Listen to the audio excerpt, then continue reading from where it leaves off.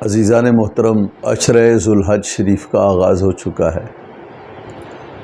اللہ رب العزت نے دن بنائے، ہفتے بنائے، عشرے بنائے اور مہینے بنائے، اور ان میں باہم ایک دوسرے پر فضیلت دی۔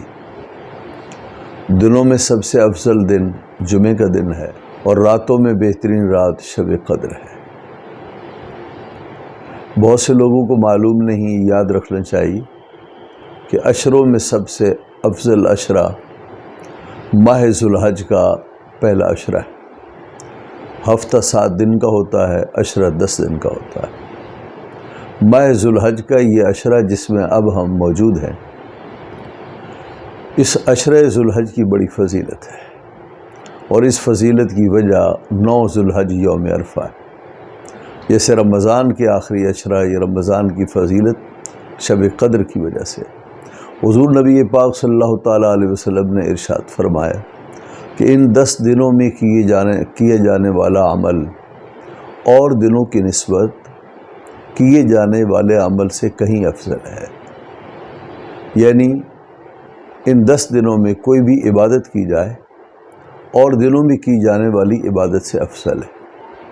یہاں تک کہ نبی پاک صلی اللہ علیہ وسلم سے پوچھا گیا کہ یا رسول اللہ، اور دنوں میں کیے جانے والا جہاد فی سبیل اللہ، اس سے بھی ان ایام میں کیے جانے والا عمل افضل ہے؟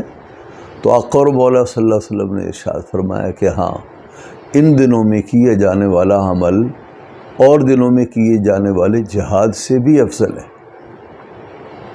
پھر استثناء فرمایا ہاں، اگر مجاہد میدان جنگ میں اترے اور وہاں شہید ہو جائے اور اس کی لاش واپس آئے، یہ ایسا جہاد ہے، یہ افضل ہے۔